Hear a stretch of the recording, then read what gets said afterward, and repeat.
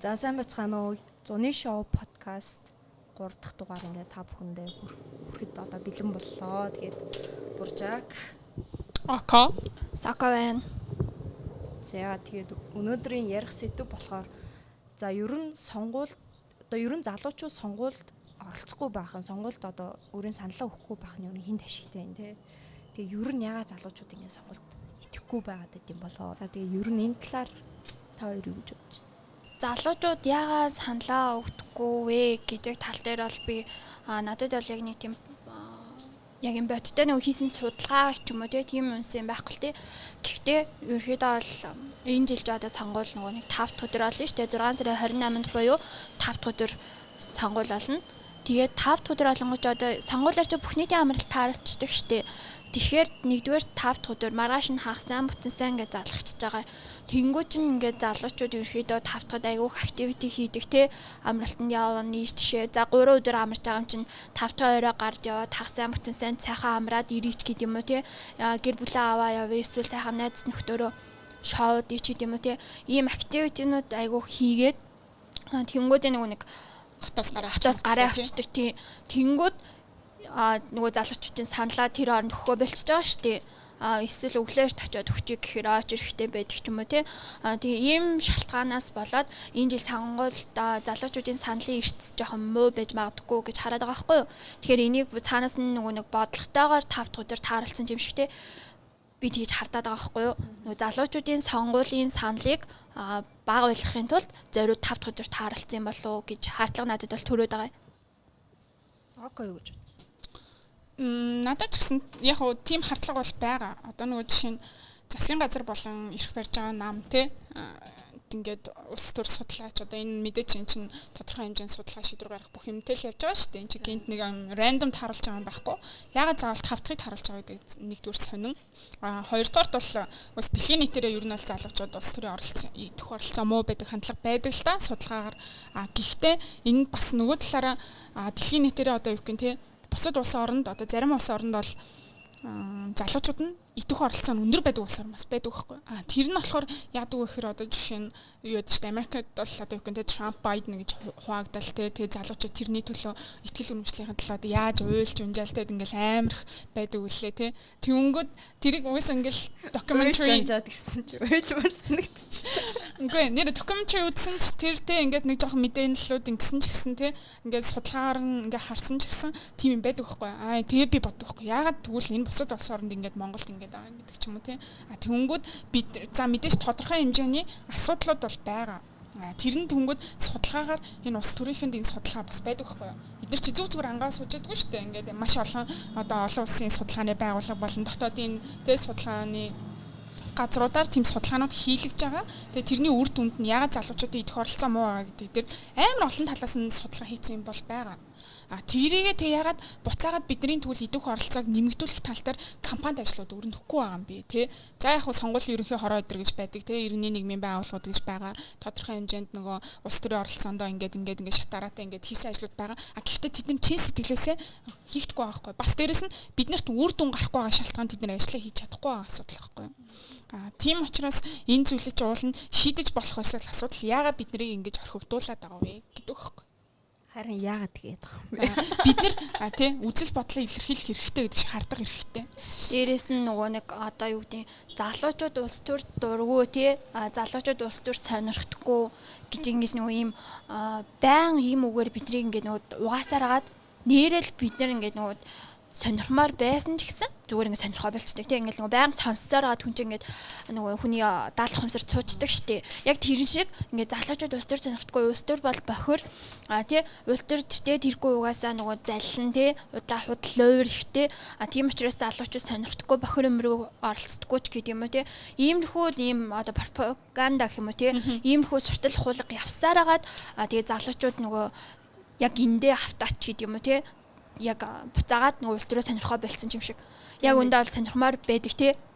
Тэгээ нэг жин улс төрийн талаар нэг пост мост бичээл тэгээл явах юм бол нэг одоо чи одоо юу провичаа тий. Тэг чи одоо юу мэдээж бичээд байгаа юм ч гэдэг юм уу. Эсвэл нэг те энэ одоо юу вэ ч юм уу те. Тий. би бол тэр залуучуудын яг зүгээр тэр хандлагын л өөрчлөлмөр өгдөг тий. Асуудал бас биднэрт байгаа байхгүй тий. Биднэрт байгаа. Тэрнээс бол аль талдаа л учрах шалтгаан байгаа. Тэнгүүд ингэдэг байхгүй. Одоо жишээ нь бид нар ингээ улс төр ярьлаа ангууд чад өгшин юм шиг гэл тий. Яа бид нар улс төр ярих хэрэгтэй байдаг аа шүү. Чи улс төрөөр оролдох бол улс төр чамаар оролтно. Аристотл ах маань. Би бас нөгөө нэг за нэгэн тал ийм сэдвийн талаар подкаст хийж амж ингээ хальт ганц хоёр судалгаа харлаа. За ингээд өнгөрсөн 2020 оны одоо нөгөө хүмүүсийн саналын эрсдэл юм судалгаа байгаа хгүй юу. Тэгээд тэгсэн чинь 18-аас 25 насны залуучуудын 62% нь одоо эрсдэлтэй. Тэнгүүд 26-аас 40 насных нь болохоор 69% эрсдэлтэй байгаа хгүй юу. За ингээд зүгээр 100% гэж очих юм бол 60 эдэн хувь амар өндөр сонсогч байгаа. За тэнгүүд заяа 41-ээс 55 нас нь 83% заяа. 56-аас дээш насных нь 78% байгаа хгүй юу. Тийм. Тэнгүүд за тэгвэл яг тоогоор нь харъя. За 18-аас 25 насны 18627 хүн саналаа өгсөн байна. Тэнгүүд 46-аас биш 26-аас 40 насных болохоор 531 мянга. За энэ хоёр чинь нийлээл нэг 550 мянга хавцаа байгааз. За тэнгүүд 41-ээс за бүр дээшээ 41-ээс гээд дээшээ авахд бараг 700 мянга хүн сонгуульд оролцсон байгаа. Тэгэхээр яалчгүй залуусын саналын маас нь яаж ингээ ийм байгаа даа тийм. Яг энэ сонгуулийн үед 20% ялгаа гэж чинь маш их штэ тий. Тэгээ залуучууд 60% гэж чинь үүдийн 50-аас дээш эрсдэлтэй өгсөн их юм шиг боловч нөгөө 40-оос дээш насных нь 80 гаруй хувьтай өгчгөр бидний санал ингээд хаанаач хүрхэлж байгаа. Нөгөө бидний хүссэн сонголт гарч ирэхэд ямар ч юм нөлөөг болчихж байгаа байхгүй юу. Тэгээ бас нэг одоо яг нэг анзаарсан юм өнгөрсөн сонгуул биш үү ерөнхийлөгчийн сонгуулаар ахгүй ингээд би ингээд фэйсбүүкээр харсан чи бүгдээрээ л нөгөө нэг инх хотыг дэмжиж байгаа юм шиг те бүгдээрээ тэр хүнд ингээд саналаа өгч байгаа юм шиг яа өндөө тийм зүр баабл дотроо бас ингээд байгаад идэг юм бас бид нар нэг яг хүрээл дотроо л яг нэг хитэн найзуудынхаа хүрээл дотроо л за ингээд болж байгаа юм байна ингээд ингэж байгаа юм байна гоё ингээл те гоё байна л гэж бодоод тэгтээ яг ингээд бодит байдал ингээд ямар байгаа л тийм бас одоо жишээ нь улс төрийн нөгөө бохор ингээд асуудлуудын талаар дэх хөвшмөл ойлголтуудыг яа л та. Тэгвэл залуучууд би угаасаа саналаа өгөөд ямар нэмэртэй юм гэж боддог те. Тэр тэ дээрээс нь хар машин угаасаа худлаа тоолдог ажилтдаг ч юм уу тий. Үнэхээр тийм байсан бол одоо юу гэх юм тий ирэх барьж байгаа нам ч юм уу эсвэл тэрийг одоо тэр хар машиныг тэр удирдах хэмжээний чадвар одоо нөгөө ирэх мэдлэлтэй байгаа одоо хэсэг бүлэг хүмүүс байна гэж төсөөлөл л та. Тэгвэл сонгуул хийх ямар хэрэгтэй тий. Ингэж их компанид ажил хийх ямар хэрэгтэй. Ингэж ямар хэрэгтэй тий. Яга хөдөө орон нутгаар ингэж их мөнгө тараад тэгвэл тэр машинаа л одоо болоо өстэй. Нэг систем өстэй тий. Бас яа гэм лээ нөгөө нэг иргэний нийгмийнхэн сонгуул бас ингээд ажиглагч хийдэг гэх юм уу. Би 2020 оны сонгуулаар яг иргэний нийгмийг төлөөлөө ажиглагч хийжсэн байхгүй. Тэгээд ер нь бол хар машин худлаа зудлаа гэдэг юм бол надад бол худлаа алсан гэсэн хар машин бол тэгэл. Тэр угаасаа худлаа шүү дээ. Одоороо тоолдог. Зүгээр яг юу вэ гэхээр зүгээр залуучууд бид нар л яг идэвхтэй саналаа өгдөг юм шиг санагдсан шүү дээ. Яа залуучууд саналаа өгөхгүй байх тал дээр яагаад ашигтай гэдэг бас миний бодол өгөхгүй. Манай Монгол улсад ерөөхдөө бол харьцангуй залуучуудын орн штэ. Гудамжинд 5 хүнд 3 нь яг залуухан хүн бидний үеийнхэн те биднээс доошо яг ингээ ид гой насныхан байдаг тааралцдаг те. Хөшүүн хүн бол энэ манай гудмаар бол ерөөхдөө аюу хавар штэ. Тэгэнгүүт бид нар чинь энэ улс төрд нөгөө хүссэн хүнээ гаргachээ те бид нар тэднээс юм хороо хорны ажил хүсэхгүй штэ бид нар улсаас халамж өгөөч гэж хүсэхгүй тэгээ юу гэдэг те манай энэ тойргийн энэ хүүхдийн тоглоомын талбай гоё болгоод өгөөч гэж хүсэхгүй те бид нар бол бодлого хүснэ те энэ улс орны одоо юу гэдэг эдийн засаг те энэ гадаад харилцаа ч гэдэг юм уу те одоо юу гэдэг энэ бид нар ажил нөхцлөө хийхэд энэ бодлого болохгүй байх гэдэг ч юм уу те нэг юм бодлогын төвшөнд юм хүснэ тэгэнгүүт манай яг ингээд 50-аас дээш насныхан чинь ийм ингэж хороо хорны ажил ингэж нөгөө бодлого тодорхойлох хэвээр хүмүүсээс хууль санаачлах хэвээр хүмүүсээс хороо хорны ажил хүсэж байгаа байхгүй юу. Тэнгүүд нөгөө буцаагаад нөгөө улс төрийн хүмүүс чинь нөгөө нэг хүмүүстэй таалагдахын тулд хороо хорны ажиллаа хийгээд идэг. Ийм болохоор залуучууд илүү саналаа өгөх хэрэгтэй тий.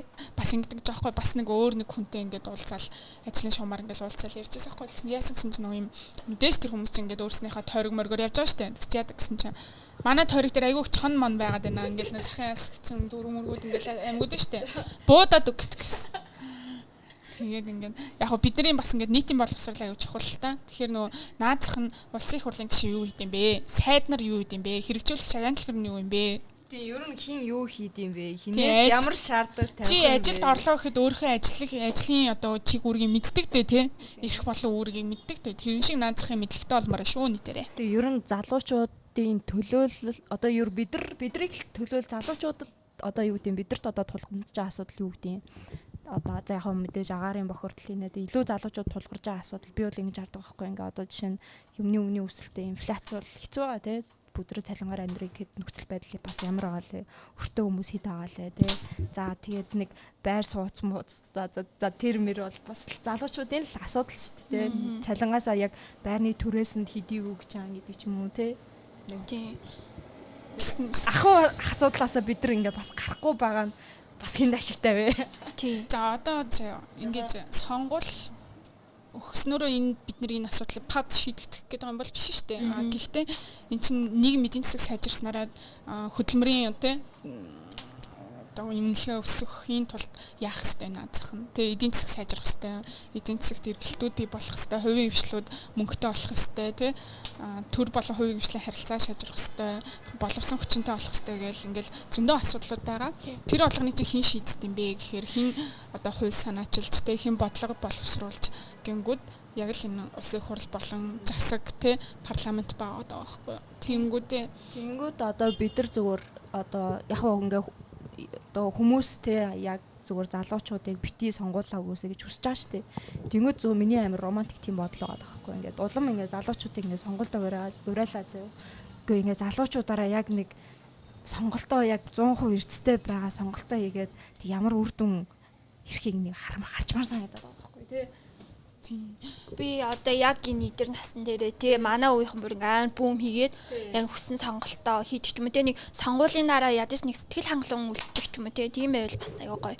Тэгээ бас миний нэг бодож байгаа юм одоо сошиал дээр өрнөж байгаа ингээд үйл явдал байгаа шүү дээ манай залуучууд яг тэр тусмаа хоорондоо аяга хагаралдаад муудалцаад байгаа шүү дээ тий одоо нэг хэдэн инфлюенсерүүдээс одоо болоод гэх юм уу тий тэгэнгүүт энэ буцаагаад хинд ашигтай байх вэ залуучууд хоорондоо муудах хинд ашигтай тий тэр төр зэсэг барьж байгаа бидний сонгуул өгүүлэхийг хүсэхгүй байгаа хүмүүс л ашигтай байхгүй. Тэгэхээр залуучуудыг дотроо ингээд манай залуучууд би бас өөрөө ингээд за ямар бэлэр юм бэ гэж бодчихсон ч гэсэн дараа нь ботсон чинь бид гурав муудалцлаа хин ашигтай. Бид гурав минь залуучуудаа л итгэхэ болж штэ. Өө зайл ийм тэнийг хахтай эдийн залуучууд хин итгэх юм те энэ сонгуулаа өгөөч хэрэггүй юм байна гэж бодчих юм те.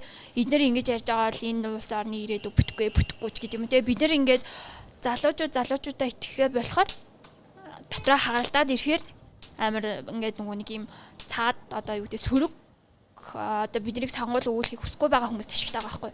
Тэгэхээр бид нар бас хоорондоо айгүйх муудалцаад ах нь буруу юм байна тий. Тэр цаана биднийг тэр дээрээс тэр хагаралдуулаад байгаа хүмүүс зөв юм байгаа байхгүй.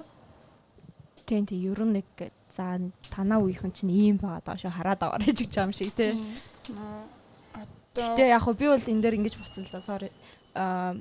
За яг ингээд хүмүүс тэгээд хөсөөрчгүй тэгэл тэр үзэл бодлоо илэрхийлээр явж илээ. Тэгэл угаасаа хідүүлээ харцсан штэ. Тэгэл араас нь гарч иж байгаа нөгөө нэг бичлэг идрүүдийн тоохоол болж байгаа ч тэ шеэрлгээл болж байгаа ч тэ.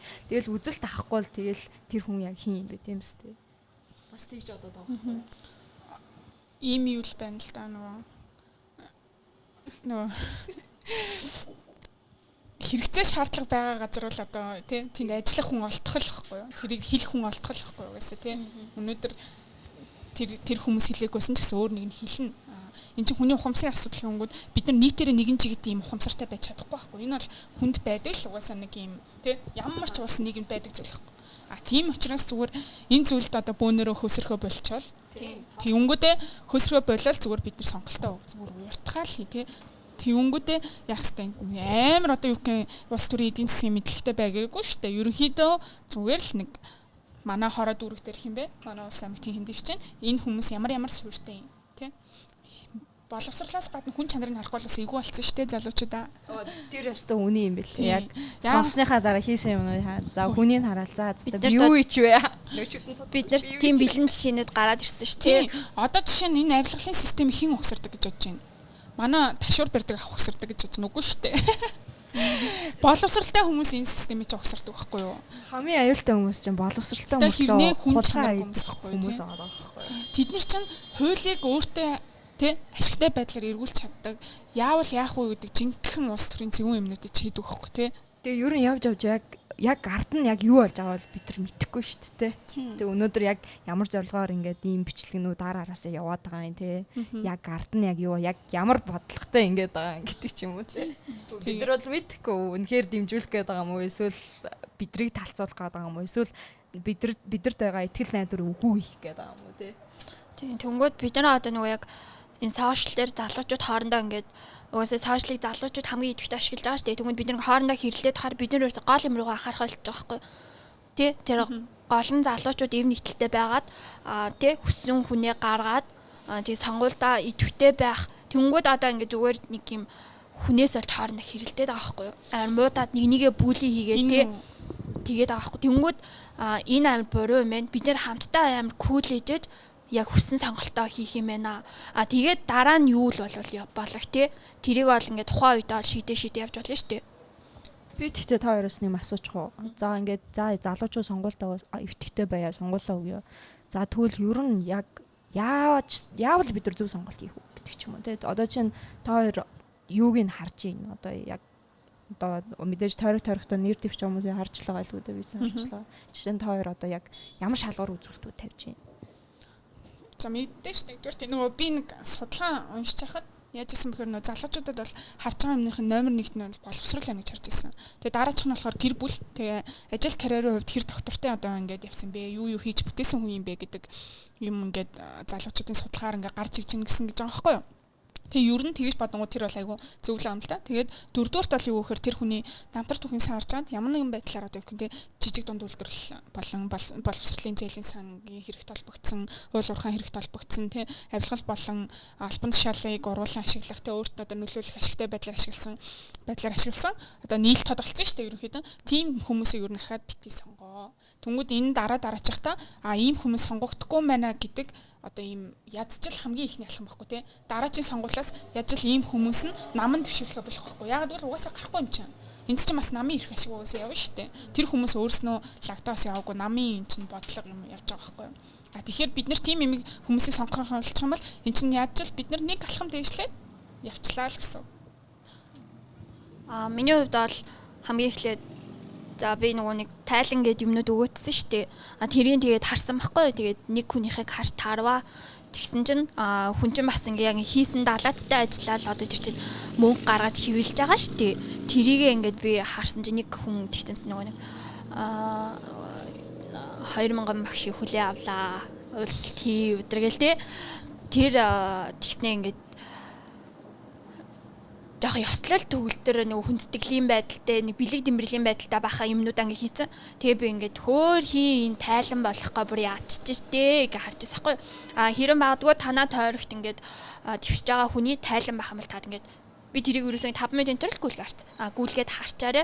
Тэгээд энэ аягүй сонгогдох том шалтгаан болох юм лээ. Хоёрдугаарт би сошиал хуудсын ингээд харж байгаа байхгүй ерөөхдөө. Гэхдээ одоо зөвүүн сошиалаа хөтэлдэг болсон манай нэг хүчтэй ах нар байгаа шүү дээ. Тэд нар мэднэр ч бол угаасаа улс төрийн өмнөх карьерууд нь хууд шүү дээ. Ингээд тэг өчнөө хулгаад лөвөр те ямар муухай хар хутгаж явж байсан. Одоо л гинт амарлаг хүмүүс болоод те амир залуучуудын нөгөө одоо юу гэдгийг сувгийг ойлгодог болоод залуучуудын сувгт таарсан юм хийгээд байгаа байхгүй. Тэнгүүд маань залуучууд амир кул гэж бодоод. Гэхдээ нөө үгүй шүү те. Сошиалын тэр худал нүүр царай фейс тууртаж болохгүй. Тэнгүүд би тэр тайлан харж байгаа юм. Тэнгүүд яг сонгуулах өдрөө зүгээр л өмнө судалж амжаагүй зүгээр л гуглдэл харчих. Окей. Өмнөх түүхийг харчих те. Хийсэн ажлыг харчих, хийжсэн ажлуудыг харчих. Тэгэл окей би тийж юу н залуучууд өөсөө гэж бодож байгаа. Тэгээ бас залуучуудын нэг бодож байгаа юм нь болохоор за яг нэг саналаа одоо нэг ганцаараа л гэж бодоод байгаа юм шиг байна те бас. Одоо юу гэдэм. За би тэгээд ганцаараа саналаа өгөх байхад энэ усаар явал гэж те. Хөгчгөө яачвал гэж те гэдэг ч юм уу. Бас нэг тийм бас нэг хандлага байгаад байт юм шиг анзаарчихсан. Тим хандлагатай тэгэл 1000 хүн нэлцгэрэл жинд арчиж байгаа байхгүй. Яг юу аж болно. Үнэхээр сайхан амьдрал гэдэг нь бид нар гонших маань ихтэй донглоо гэж боддог байхгүй юу. Яагаад гэвэл альва улс орныг одоо засаглаж байгаа тий одоо нам парламент байна. Тэнгүүд манайх чинь тэнгүүд тэд нар яадаг вэ гэхээр сонгуулийн эрс одоо аль насныхан тий үе илүү өндөр байна. Тэр хүмүүс зориулсан ажил болон юмнууд нь төрүүлж авдаг байхгүй юу? Энэ бол нэг одоо юу гэх юм тий мэдээж ингээд дараалалтай, бодлоготой юмнууд бол байгаа. Гэхдээ аль залуучууд жин дарж байвал залуучуудын асуудал төвлөрсөн болон шийдэх ёстой зүйлс те тэдний ингээ ирээдүйг хөгжүүлэхэд хэрэгтэй юмнуудыг хийдэг байхгүй. Энд чинь бол угаасаа ямар ч улс төрийн жишээнэр байгаа шүү дээ те. Би тэгтээ бас ингэж бодлоо заяа. Одоо ингээд нөгөө эхэлж байхад л нөгөө сонгуулийн эрсийг ярьсан шүү дээ те. Тэнгүүт магадгүй ингээд өнөөдрийн улс орон ийм байгаа одоо бид нар тэгэл мэдэрэл харж байгаа шүү дээ. Ер нь бид нар ямар амьдарч байгаа, яаж амьдарч байгаа нь тэгээд ер нь бол бидний сонголт бол байгаагүй гэж хэлэхэд бас болж байгаа байхгүй залуучуудын сонголт байгаагүй. Яа тэгэхээр энд хин буруутай бас эргэл залуучууд бид нар өөрсдөө буруутай. Яа тэгэхээр бид нар сонголтоо идэвхтэй оролцдог байдаг. Тийм тэгээд одоо би ч ингээ 28-тай шүү дээ. Тэнгүүд 20 жилийн дараа ингээ 30. Тэгээд дахиад ингээ 35 л авчих шүү дээ. Тэнгүүд би өөрөө ингээ залуучууд эдгээс гараа авчиж байгаа шүү дээ. Тэнгүүд амьдралт ихтэй одоо ингээ залуу байхад хүн бол мөнгөийг тэр бол одоо олж болж байгаа байхгүй. Яагаад гэвэл би миний цалин те ингээд ерөнхий ингээд Монголын дундаж хэмжээний цалин байлаа гэхэд би цалингийнхаа хэдэн үеийн байр хоолндоо өгч байгаа юм те. Хэдэн үеийн би ингээд хаяа гарч орохтой зарцуулж байгаа юм. Ингээд ийм юмнууд байгаа. Тэгээ бодонгууд ингээд би ингээд яаж амьдраад байгаа юм бэ гэж яг бодож таанд өнгөн л дээ. Би одоо жишээ нь заяа байрандаа сард сая 400 өгдөг. Тэнд чинь тэгээд урсгал зардлууд нь сард 170-аас 200 мянга өгдөг заяа. Тэнгээс хаяж 600 мянга зөвхөн байранд өгж байгаа интернет тог ус те. За тэнгүүдээ тэнд чинь хоол хүнс нэмэгдээд ирэнгүүд чинь ингээд хоол хүнс богтой хэрэглээний юмнууд ингээд ирэнгүүд сард 2 саяыг би зөвхөн амьдрахын тулд заяа. За тэр дунд чинь тэгээ миний хаяа найзуудаа гарч орох хувийн хэрэглээ хувцас хунар мэдэхгүй би сард хэдийг ингээ. Тэнгүүд миний цалинтай харьцуулангууд цалингаас даваа гараа авчиж байгаа юм. Тэгхийн тулд би энэ хэмжээний орлоготой байхын тулд би ингээ хажууган зөндөө юм хийж байгаа. За тэгээд би нэг өдөр өвдөд хөвтөд би 7 хоног өвдөд хөвтлээ те 10 хоног өвдлөө яах юм? Яа тэр зүгээр өвдөж чихгүй амьдарч байгаа байхгүй. Яагаад гэвэл те миний байрны түрээсийг өнөөдөр миний эцэг их төлөхгүй байхгүй юу? Монголын одоо те залуучуудын ихэнх нь бүгд ийм штэ. Бүгдээрээ л ийм бид нар ээж аваас юм нэрэхгүй тий. Би бол яг тусдаа амьдарч байгаа тий ингээ харьцангуй хит ингээ ажил давхар хийгээд толгоогоо ажилуулаад тий амар их юм ингэж хийж байгаа тулдаа би сүүлийн хэдэн жил одоо амраагүй явж байгаа. За амарч байгаа гэдгийг би бүр урт хугацааны амралт гэж нэрж байгаа штэ. Тэгээ би 1-2 хоногийн өдрийн амралт биш тий. Тэхийн явж байгаа байхгүй юу? За нэг ажлынхаа буйнаар одоо иш тийшээ нэг амралтанд 7 хоног 10 хоног явсан байгаа байхгүй юу? Тэгэнгүүт би одоо өвдөд ихтэл яах юм гэхгүй.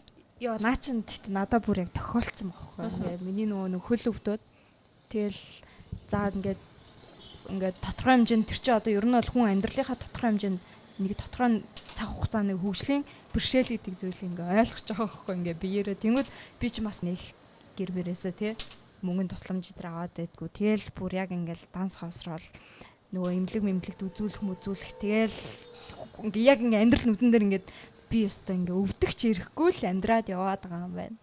Зөвөр л хадгалсан нэг ганц хоёр төөрөгтэй байсан тулдаа л тэгж байгаа болохоос биш би бас ингээ боцонхгүй нэг өнчүүн хүмүүс те өнчүүн хүүхдүүд бас яаж амьдардаг бол эсвэл ах トゥ хамаатан туслах боломжгүй хүмүүс бас байгаа шүү дээ. Заримын хувьд бол хөдөө мөдөөс нийтш мэдширээ зарим нэмдэр нь туслаад өгч бүр ах тийм хүн байхгүй хүмүүс одоо яах юм бэ? Би амар тархсан дэр үед бол тийм хүн тэгээд тэр ер нь бол цалингаасаа амжираагаа залгуулчаад давхар хадгалах ёстой шүү дээ. Хүн чинь ирээдүйтэй болшгүй эрсдлээс болж одоо юу гэдэг одоо хадгаламж үлсгөөс эхлэн хадгал гэл одоо амар хэмнүүдэд өгсөн шүү дээ. Орлогынхаа хэдэн %юу гэл те. Тэнгүүд хүмүүс чинь яг үндэ хадгалмаар авч яагаад ч үгүй бас энэ те энэ инфляц тэгээд энэ үнийн өсөлтөөс шалтгаалаад энэ цалин болон инфляц хоёрын зөрүү бүр тэнгэр газраас те. Нөгөө Facebook дээр нэг пост яваад байсан шүү дээ. Нэг 8 жилийн өмнөх одоогийн 100 мянга 8 жилийн өмнөх 40 мянган төгрөгтэй л тэнцэж штэ гэл те. Хүмүүсийн цалин өсөөд байгаа юм шиг боловч буцаагаад инфляц өссөн учраас тэр нөгөө бүр хичнээн жилийн өмнөх хэдэн төгрөгтэй л тэнцэж байгаа байхгүй. Тий. Би ч н одоо ойд мах хүнсмэсээ юу лээ 60 мянгад авчдаг гэсэхгүй нэг 7-ны үнсээ. Тэнгүүд ч н одоо болохоор би 60 мянгад би юу авах юм те. Би 2 хоногийн 3 хоногийн хүнс аавна. За үнэхээр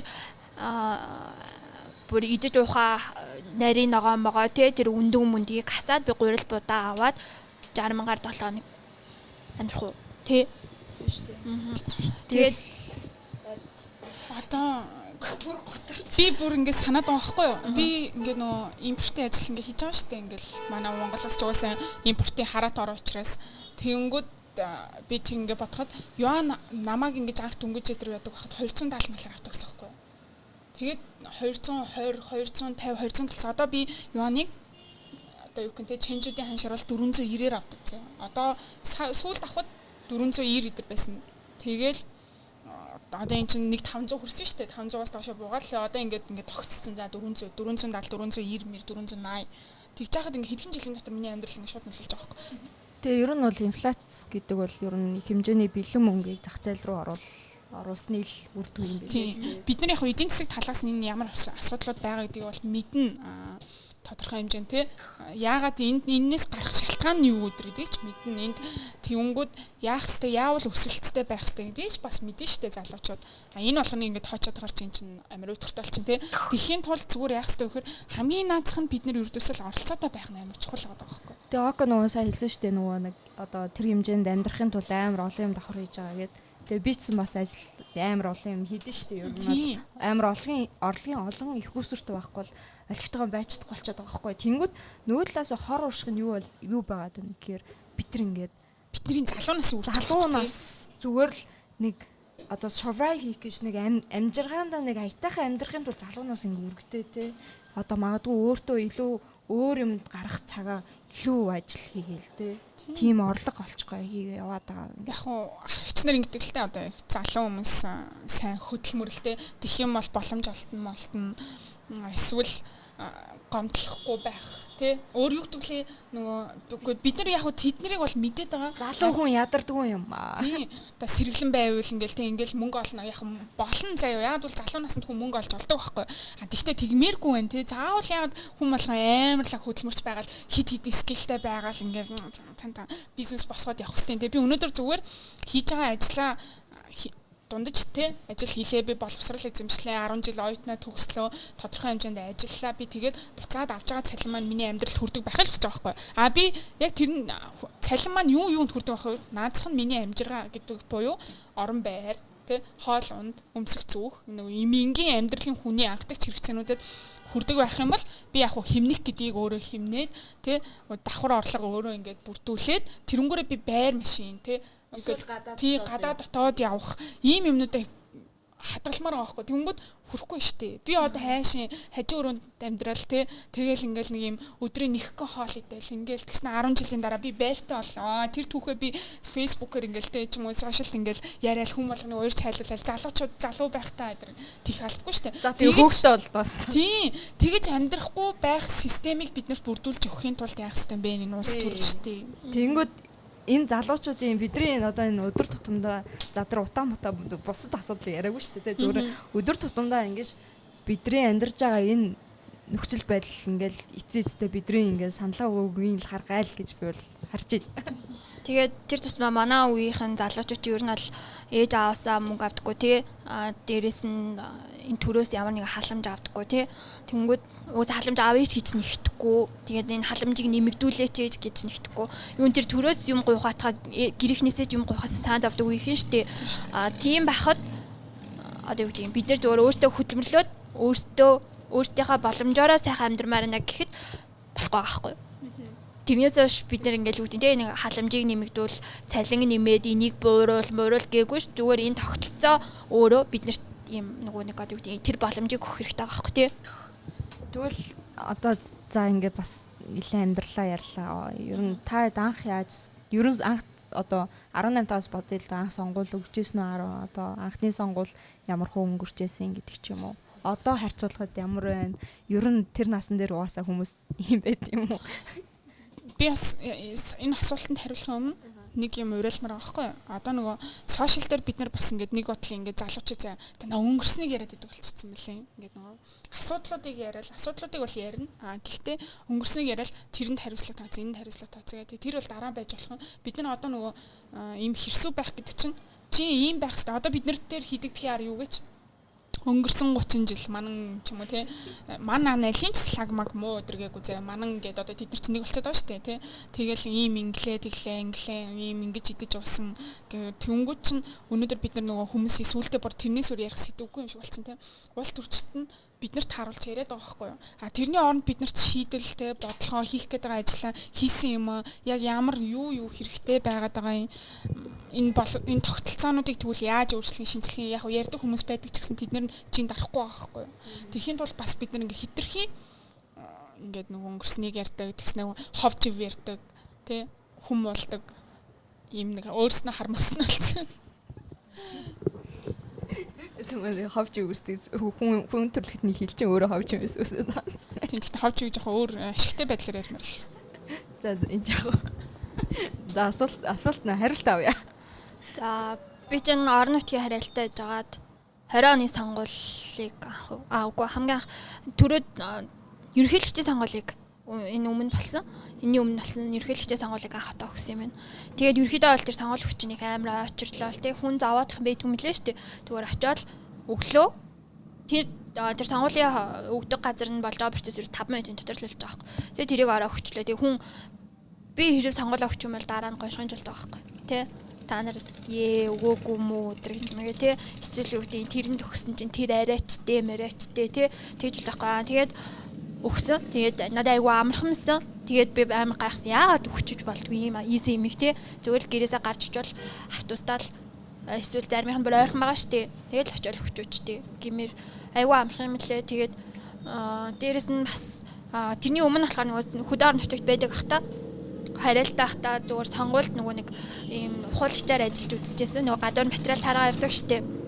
Тэгээд үзчихсэн. Тэгэхэд ерөнхийдөө бол нөгөө нэг тойрог нөгөө гадаа нөгөө нэг хүмүүс гарч ирж нөгөө ухуулга хийдэг ш. Тэгэхэд өөрхий маа залуучууд дээр бол угаас ерөөс гарч ирдэг байсан. Тэгээд дандаа нөгөө хөшчүүдтэй нөгөө нэг гэр мөртэй байж байгаа хүмүүс гэх юм уу гарч ирж ингээ яг энэ одоо гарч ирвэл юу хийх юм гэдэг нь яг ингээ сонсоо.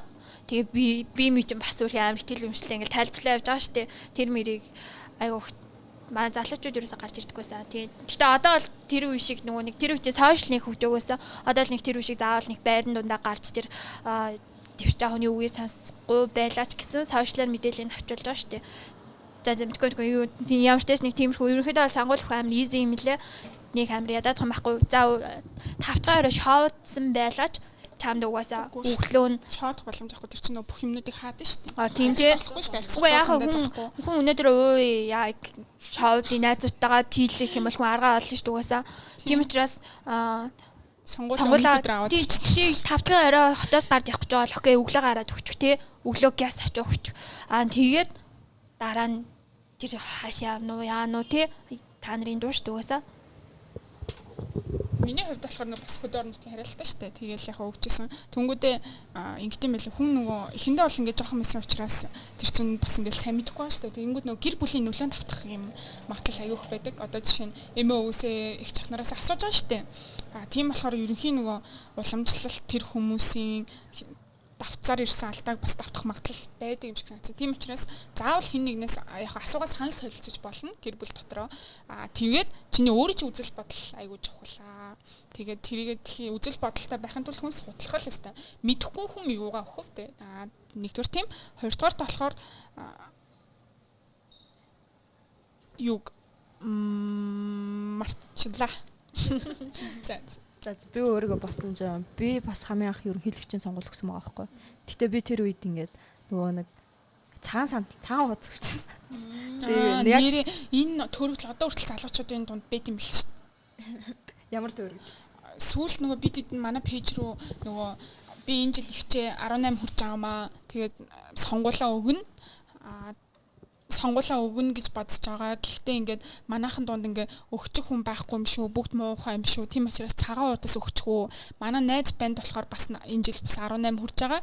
Тэгээд найзууд манд ихтэй сонгуул өгөхгүйгээд байгаа. Тийм учраас би чирж очиод өгнө гэж бодож байгаа гэд бичсэн мэсэхгүй нэг охин. Тэгэхээр би тэнд нь хариулахдаа ингээд сонгуулаа өгнө гэж бодож байгаа иргэний одоо тийм эрх үргээ ингээд биелүүлээд ингэж чаа чинь баяр хүргье ямар мундаг юм бэ ингэж бодох чинь айгүй зөв шүү. Дээрээс нь цагаан удас гэж байхгүй. Сонгуулийн систем тогтолцоо ч өөрөө өөрчлөгдсөн. өгцөн. Дээрэс нь миний дүү ингээ хүмүүсээ судлаагүй байж ич тэгэж одоо болохгүй. Эн чинь бол буруу төрөгдөл шүү. Яагад бол ус төрч болох муухай биш. Ус төр өөрөө муухай биш. Муу хүн гэж бол байгаа. Тэ ашиг сонирхлын зөрчилтэй хүн гэж байгаа. Өөртөө ашигтай бодлого, өөрийнхөө ашигын төлөө бизнесээ хамгаалахын төлөө ус төрж гарч байгаа хүмүүс бас байгаа. Тэрийг зүгээр судлаад яаж л наазах нь боловсрал, гэр бүл, ажил, амьдрал, карьерийг хараад өгч хэрэгтэй. Гэтэ яаж ч санагдаад ах нөгөө нэг цаав үз гэдэг чинь хинэж дуулахгүй гэж байгаа шүү дээ. Тэнгүүд тэр жилийн ерөнхийлөгчийн сонгуулиар тэр хувь нь амар их байгаад нэг цагаан сонгуул боллоо. Тэр чинь нөгөө батуулга ерөнхийлөгчтэй бичсэн үеийн сонгуул бол. За тэр мэрч яах вэ? За ямарсан тэгжсэн. Тэгээд тэрний дараа сонгуулаар ажиглагч хийгээд тэгээд ер нь тэгтэл бас л ингээл одоо эргээ харангууд бас л мангал байсан юм лээ. Тийм болохоор юу гэдэг нөгөө нэг за улс төр сонирхоод яа дий нэтрэ гэдэг л нэг бодол байгаадсан байхгүй. Тэгээд яг ингээл амьдрал дээр нухлагдаал тэгэл хамаг зовлон мовлон ингээ мэддэгдэнгүүд энийг зүгээр ерөөсөө системл юм байна. Тэрийг өөрчлөх хэрэгтэй мэнгүүд яалчгүй ингээд улс төр сонирхоод баг ингээ подкаст хөтлөө яваа. За тэгээд хэдүүлээ подкастаа төгсгөөд өөрөө өөртөөхөө нэг үзэл бодол уриалгаа хэлтгүү. Тэгээд. За, око. Залуучуудаа өсөөдийн залуучуудад танцсан хийж байгаа шүү дээ. Тэгэхээр залуучуудаа хандаж юу гэж хэлмээр вэ? Сонгуулаа л. Тэ. Гэхдээ сонгуулаа өгөх нь чухал биш. Мэдлэгтэй тэ. Сонгуулаа өгөө гэдэг л хэл. Тэгээд дээрэс нь юмд ингээд юм хэрсүү шүмлэс сэтгхүүр ханддаг. Шүмлэс сэтгхүүр хандна гэдэг чинь яах вэ гэхээр өртөөсөө л судалсан хүн, мэдлэгтэй хүн л хэвгүй. Зүгээр тэрийг хаанаас үгүй мэдэхгүй байгаа бол мэдээлэлээ яаж олж авах ихний зүйлээ ядаж сурах хэрэгтэй байхгүй тий. Тэгэл бол миний бодлоо. Ер нь бол өмнөх сонгуулийн эрсийг бол танилцуулсан. Тэгээд энэ жилийн сонгуулийн эрсээр залуучууд ингээ бөөндөө одоо 100% биш юмаа гэхэд ядаж нэг 80-аас дээш хуваараа бөөндөө оролцмоор байгаа байхгүй. Тэгээд тэгжээж за энэ залуучууд бидний л сонголт байсан шүү гэд. Тэгээд тэрэндээ ингээд өөрхөө сонголтонд уйлан явсан чи яах вэ тий. Зүгээр хамгийн гол нь сонгуулаа бөөнөр өгцгөө. Тэгээд нэг тойрогт нөгөө нэр дэвшиж байгаа хүмүүсээ нэг нэгээр нь хараад нүдлээд тэгээд сонголтоо хийгэрээ. Жохон ч болоо зав гаргаа судлаарай. За миний хувьд гэх юм бол нөгөө залуучууд бид нэр энэ жил харцангуй энэ жил биш юм байна 23 онд гэсэн үг шүү дээ тий. Харцангуй нэгдэж хідүүлээ сурсан тий. Нэг юмний төлөөд хамт дуугарч үзсэн тий. Ингээ хэд хідэн жигсаалгасан өвлийн хүтэнд тий. Тэгээл ажиллаа хийгээл бүгд ингээд дуугарч үзсэн. Тэгээд тэнд ол залуучууд үнэхээр мундаг цугларч нэг юмний төлөө бол амар тууштай байж чаддсан байна гэдгийг харсан. Тэгмүүд буцаагаад тэрэн дээр залуучуудын урам жоохон хугарсан. Ингээд улс төрийн тоглоом болгочлоо гэх. Гэтэ хамаагүй зүгээр тий. Тэгээд хэрэг бид нар гутраал болчих юм бол тэгэл бидний хүснээр бишийн тоглоом ингээл өрнөө авчин тий. Зүгээр хідүүлээ ингээд яаж ч гэсэн энэ саналаа үг оролцоотой бай. Тэгээд хэрэг байнга бид нэр тоглож чадахгүй шүү дээ тий. Бид нар чи туршлага чинь юмыг ойлгодог болон тий илүү ингэж чигсаал хийсэн чинь нэг иймэрхүү юм ороод ирсэн. Тэгэхээр энэ худлаа гэдэг шүү тий. Тэнгуудаа юу гэдэг юм. Бид нар бол үзэл бодлоо ингэж илэрхийлсэн. Буцаага шаардлагын үр дүн биднэрт иймэрхүү юм ирсэн. Тэгэхээр одоо ингэж биднэрт хэлэх юм бол худлаа гэдэг шүү тий. Бид нар одоо яг ийм л одоо юмыг хүсэж гин гэдэг боттой шаардлага тавьдаг ч юм уу тий. Ингэж сурж байгаа байхгүй. Энэ болгон туршлага болоод биднэрт одоо юу гэдэг юм. Буцаага тэднэрт ч гэсэн хариу зочрол өгж байгаа байхгүй. Эдгээр нэг ингээд нэгчүүл болохгүй мэй шүү ч гэдэг юм уу тий. Бид нар жоохон ингээд хитрхи бид нар савнаасаа халиад байгаа мэй шүү. Одоо жоохон дараалахтай байя хэдүүлээ тий. Одоо баг идэж ууяач гэдэг юм уу тий. Эдсэн ч бид нар нэрэ учиргүй нэрэ хумслахаа тэдний залуучуудын боломжоос хумслахаа болёо гэдэг ч юм уу тий. Угаасаа энэ Монгол улсын залуучуудын орн шүү тий. За тийм учраас бид нар яаж чадахгүй шүү.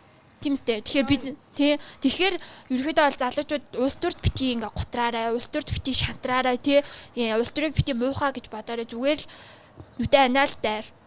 Тий. Чамайг ажиллаа хийгсэн чинь нэрэ гинтний энийг юм санаанд орчлаа зүгээр нэмэлтээр. За ус бид нар ажиллаа хийж жагсан тухай үед бас огшижсэн ч үе байсан тий.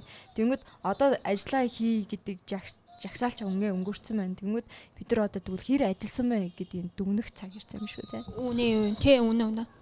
За энэ хоёр дуусахгүй шүү. Доо яриад дуусахгүй шүү. За ингээд бидний яриаг тэгээд шүүн тугаагаа тэгээд авах наваа гэх ингээд тэгээд өөрсдийнхөө одоо шүүмжлэгт сэтгэлгээгээд байгаа шүү дээ. Би Монгол хүний саруулах ухаанд итгэдэг. За тэгээд тэгтэг ошоо. Зуны шоу подкасттай хамтаасанд баярлалаа. Тэгээд залуучуудаа хамгийн гол нь агуулга ойлгоод хэдүүлээ гоё өөртөө хүссэн сонголтыг гаргах шүү. Соёлтой байцгаая. Баяр таа. Баяр таа.